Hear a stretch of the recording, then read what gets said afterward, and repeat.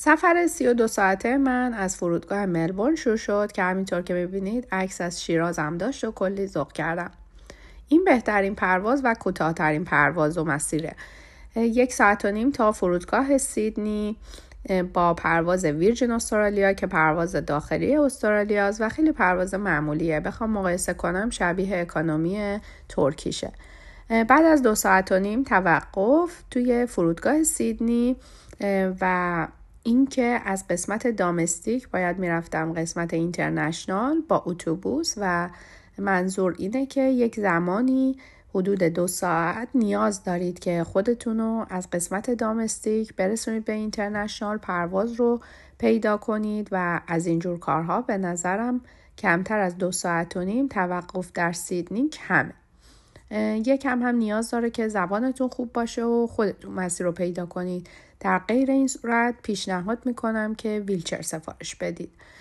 این جاها برای من زیاد سخت نبود به خاطر اینکه فرودگاه سیدنی رو از قبل سرچ کرده بودم، اطلاعاتش رو میدونستم و اینفورمیشن هم داشت. نکته‌ای که وجود داره اینه که شما میتونید همین مسیر رو که من حدود $2700 بابتش هزینه کردم رو با پوینت های کانتاس تا حدود 200 تا $300 پرداخت کنید و برید. فقط باید پوینتاش رو سرچ کنید و شرایطش رو بخونید. اینجا سیدنیه که بارون میومد و شانس من هم ملبورن، هم سیدنی، هم ونکوور و هم تورنتو بارونی بود.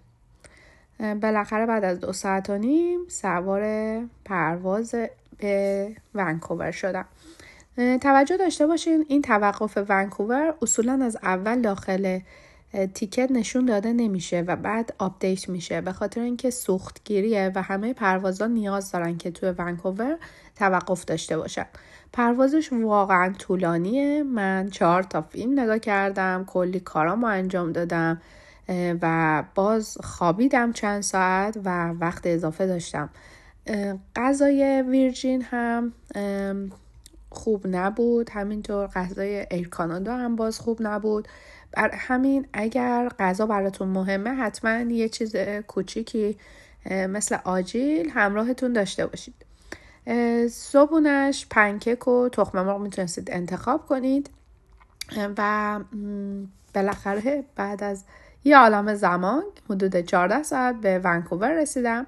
اونجا 2 ساعت و نیم توقف سوختگیری داشت که باید از هواپیما پیاده می شدم و دوباره سوار همون هواپیما و همون صندلی خودم می شدم و 5 ساعت و نیم هم طول کشید تا بالاخره به تورنتو برسم.